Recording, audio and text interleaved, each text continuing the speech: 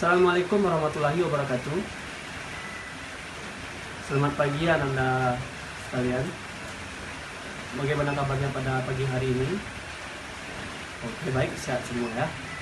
Nah, sebelum kita mulai pembelajaran kita pada hari ini, mari kita ambil absensi terlebih dahulu. Siapa di antara Anda yang tidak hadir pada hari ini? Siapa? Oh, Salsa. Kemana Salsa? Kenapa dia nggak hadir pada hari ini? Gak ada ketenangan, berarti alfa ya. Oke. Nah, sebelum kita lanjut ke pembelajaran, marilah kita terlebih dahulu membaca doa. Baca doa mulai. Baik, selesai. Nah, kemarin kita sudah belajar mengenai sistem pencernaan yang terdapat pada manusia, sistem pencernaan utama yang terdapat pada manusia. Kita kemarin sampai kerongkongan ya. Nah, siapa di sini yang bisa menyebutkan apa saja komponen yang terdapat pada mulut? Oke, silakan. Silakan kepada Agus. Nah, Agus ini bilang komponen yang terdapat pada mulut adalah gigi, lidah, sama kelenjar. Nah, apa yang bilang Agus tadi benar. Ada 3 komponen yang terdapat pada mulut manusia, yaitu gigi, lidah, serta kelenjar. Nah, siapa yang bisa menyebutkan enzim apa yang terdapat pada mulut manusia? Nah, silakan Siska. Oke, Siska bilang enzim terdapat pada mulut manusia itu adalah enzim ptyalin. Nah, apa sih fungsi enzim tersebut?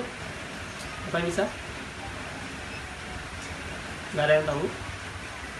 Nah, oke. Enzim ptyalin ini berfungsi untuk mengubah zat tepung menjadi glukosa.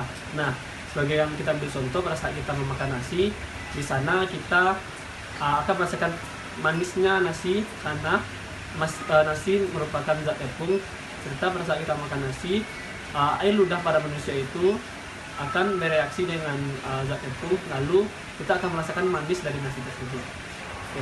Apa di sini yang bisa menyebutkan apa gerakan yang terdapat pada kerongkongan? Gerakan apa yang terjadi pada kerongkongan?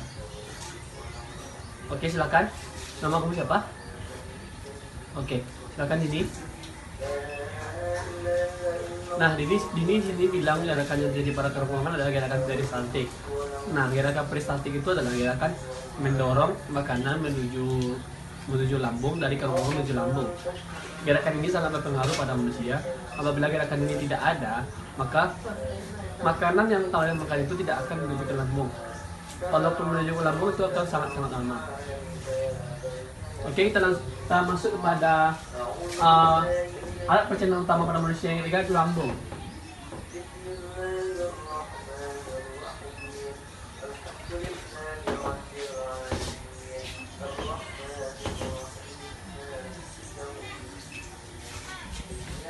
Nah, lambung ini memiliki beberapa bagian. Yang pertama yaitu esofagus.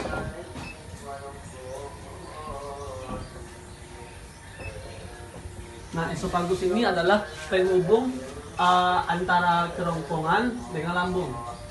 Nah, yang selanjutnya itu di sini.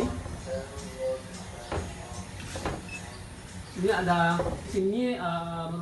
itu fundus ya. Nah, fundus ini bagian yang sedikit mengembung pada bagian atas lambung.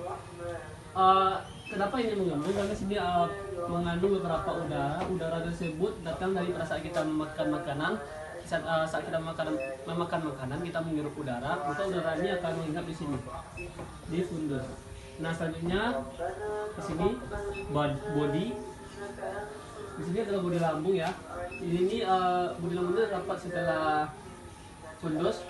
Nah, hampir 2/3 lambung itu terdiri dari bodinya. Nah, pada bagian bawah ini itu polyrus. Polyrus ini adalah bagian paling bawah daripada lambung.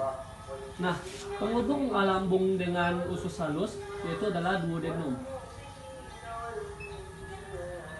Nah, duodenum inilah penghubung antara lambung dan usus halus. Nah, pada lambung ini terjadi pencernaan secara kimiawi Nah, kenapa terjadi secara proses pencernaan secara kimiawi? Karena dibantu oleh beberapa enzim yang terdapat pada lambung. Enzim yang pertama yaitu adalah ACL. ACL atau asam lambung.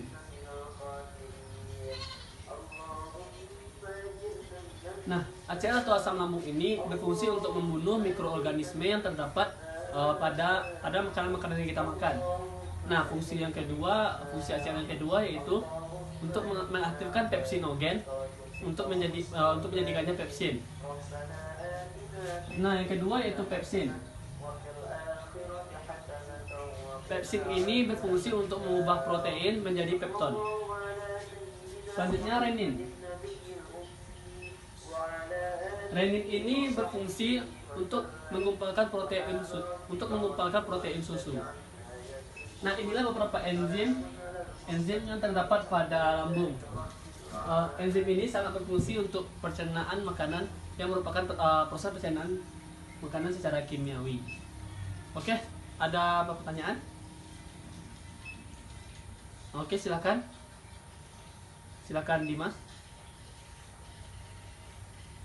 Oke, Dimas di sini bertanya, kenapa pada saat kita meminum obat yang berbentuk kapsul, apakah kapsul itu akan tinggal pada lambung kita? Nah, kapsul itu di dalamnya mengandung serbu-serbu obat yang biasanya itu sudah dicampur dengan reseptor.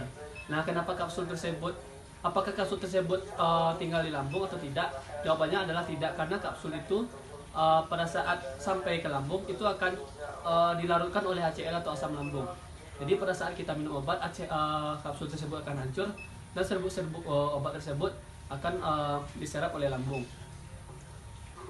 Oke, ada lagi pertanyaan? Gimana Dimas? Apa pertanyaannya sudah terjawab? Oke, ada lagi yang mau bertanya? Oke, jika tidak ada silakan dicatat terlebih dahulu. Sudah catat, kita akan masuk kepada alat pencernaan utama yang keempat, yaitu usus halus. Oke, silakan catat terlebih dahulu. Saya mencatatnya ya, Pak hapus lagi.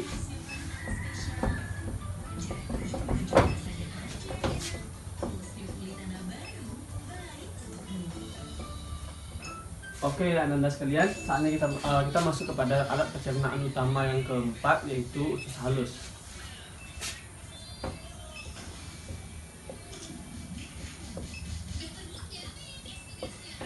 Nah, usus halus ini juga terdiri dari beberapa bagian.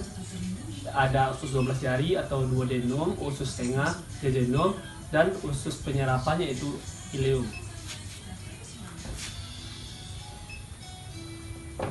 Ada beberapa bagian yaitu usus 12 jari atau nama lainnya duodenum. Yang kedua usus tengah atau nama lainnya jejunum. Dan yang ketiga yaitu usus penyerapan atau ileum. Nah, inilah bagian-bagian yang terdapat pada usus halus. Ada usus 12 jari atau dengan nama latinnya duodenum, usus tengah yaitu jejunum, usus penyerapan yaitu ileum. Nah, pada usus halus ini juga terjadi proses pencernaan secara kimiawi. Terjadi proses pencernaan secara kimiawi. Nah, karena usus halus ini terjadi proses pencernaan secara kimiawi, maka hal tersebut terjadi karena ada beberapa enzim dari pankreas yang terdapat pada usus halus. Jadi enzim-enzim yang terdapat pada usus halus yaitu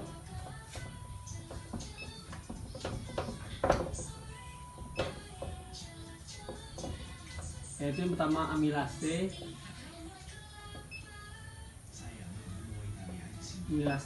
Amilase ini berfungsi untuk mengubah amilum menjadi glukosa. Nah, yang kedua yaitu tripsin. Silakan dicatat ya apa yang Bapak katakan ini, silakan dicatat. Tripsin ini berfungsi untuk mengubah protein menjadi peptid.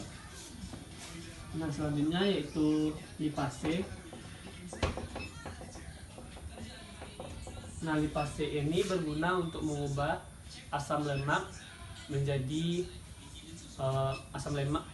mengubah lemak menjadi asam lemak atau gliserol. Nah, inilah beberapa bagian terdapat pada usus 12 hari dan sistem proses pencernaannya yaitu sistem pencernaannya menggunakan kimiawi dibantu oleh beberapa enzim yaitu enzim amilase, tripsin dan lipase. Oke, silakan kita terlebih dahulu. Sebelumnya ada pertanyaan? Oke, jika tidak ada pertanyaan silakan dicatat terlebih dahulu. Oke, Pak hapus lagi ya.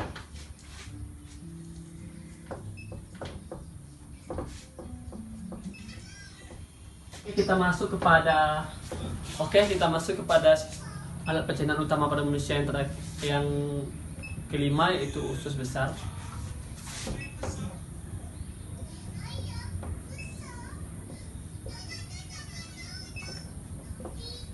Nah, pada usus besar ini tidak terjadi lagi proses pencernaan secara kimiawi maupun mekanik. Nah, yang terjadi pada usus besar ini hanyalah pengaturan kadar air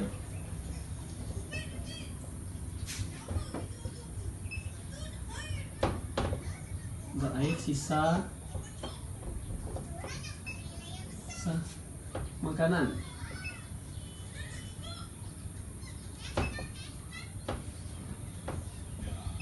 Nah, serta pembusukan pada makanan yang kita cerna terakhir di usus halus tadi.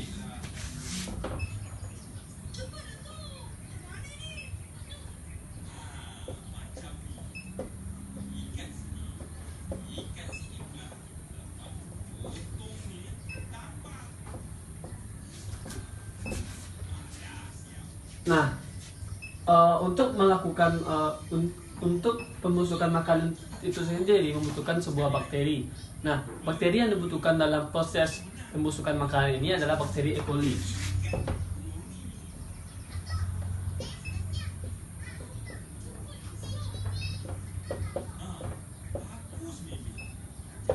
Nah, bakteri E. coli ini berfungsi untuk membusukkan makanan serta membentuk kadar air agar berguna untuk pembentukan feses.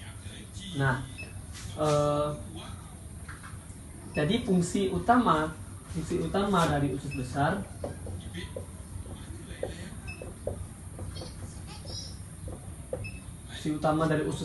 adalah mengatur kadar air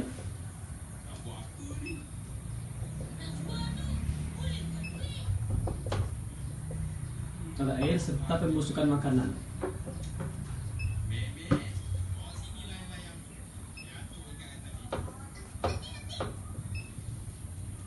Nah, setelah terjadi pembusukan makanan, maka akan terbentuk sebuah feses. Feses tersebut akan dikumpulkan di rektum terlebih dahulu. Nah, apabila feses tersebut telah menumpuk banyak pada rektum, maka tubuh kita akan bereaksi. Apa reaksi yang terjadi pada tubuh kita? Maka tubuh kita akan bereaksi untuk segera buang air besar. Nah, saluran terakhir tempat keluarnya feses tersebut adalah anus. Anus merupakan tempat keluarnya feses pada manusia. Oke, silakan dicatat terlebih dahulu. Sebelumnya ada pertanyaan yang mau disampaikan? Jika tidak ada, silakan dicatat terlebih dahulu. Nah, baiklah, setelah saya mencatat ya. Jadi kita sudah membahas 5 alat pencernaan utama pada manusia. Yang pertama yaitu mulut, kerongkongan, usus lambung, usus halus, usus besar.